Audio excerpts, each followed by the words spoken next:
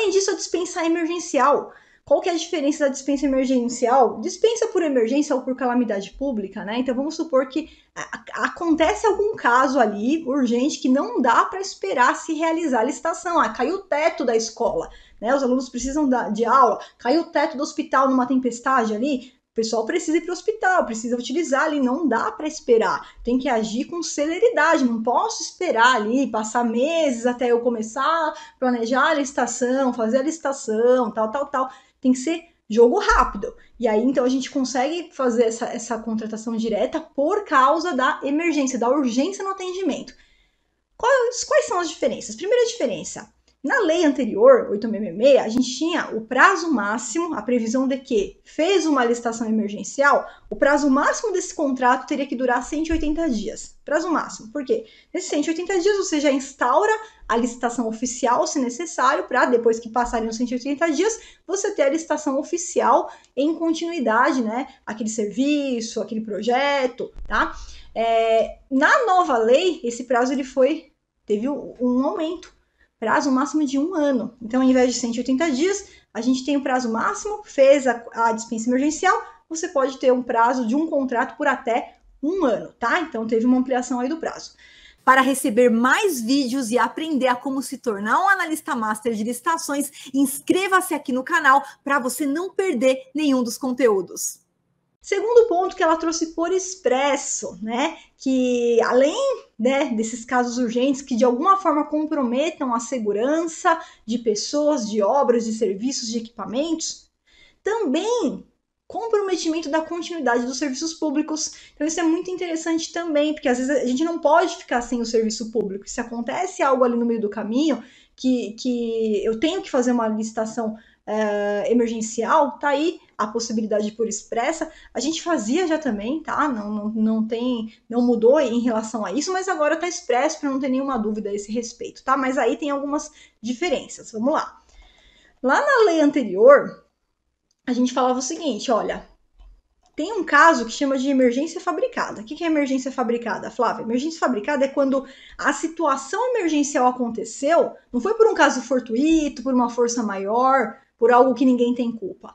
Ela aconteceu porque o servidor público que deveria ter aberto a licitação, ele agiu com má gestão, ele agiu com desídia. Ele não fez a licitação na hora que ele deveria fazer. Ele deveria ter feito a compra dos medicamentos, ele ficou dormindo no ponto ali, batendo papo com o pessoal, esqueceu de abrir a licitação, né? Enfim, ocorreu por má gestão. Então, o que a gente fazia? Isso não estava expresso na lei, isso era doutrinário, era jurisprudencial, e a gente construía a seguinte solução, ó, a população não pode sofrer 2 vezes. Então, o mesmo órgão público, de repente é um serviço ali contínuo do órgão público, não pode sofrer 2 vezes. Então, faz a emergência, já instaura a licitação oficial, sendo necessário, né, para dar continuidade ali, passado esses 180 dias, que a gente está ainda na lei 866 aqui. E, nesse caso, o servidor que foi omisso, né, que agiu aí com má gestão, ele vai ter que responder internamente. Então, a gente vai ter que abrir um processo para ele e ele vai responder aqui dentro do órgão, tá? Qual que foi a novidade aqui na nova lei? Que essa questão, ela veio por expressa. Então, previsão expressa da emergência fabricada, trazendo então a solução de que se houver a emergência fabricada, né, por erro, por má gestão do servidor, ele tem que manter, né, a continuidade do serviço público, não pode parar, mas ele vai ter vai ter que responder internamente lá um processo para apurar a responsabilidade desse servidor que deu causa a essa situação emergencial fabricada, tá? Outro ponto aqui, pessoal, além do prazo de 1 ano, de até 1 ano, prazo máximo que aumentou, né, de 180 dias foi para 1 ano, olha só uma importantíssima novidade que a gente tem na nova lei. A nova lei proibiu, tá? A prorrogação do respectivo contrato, tudo bem, até 1 ano, mas ela proibiu a recontratação da empresa já contratada com base no dispositivo desse inciso, tá? Então, já contratou aquela empresa? Não pode mais contratar aquela empresa para uma nova emergência, tá? A lei não trouxe um período temporal, nada disso, ela só trouxe essa vedação de forma geral, tá? Então, a gente vai ter que ver se vai ter algum posicionamento doutrinário, jurisprudencial, que de repente venha estabelecer um prazo temporal.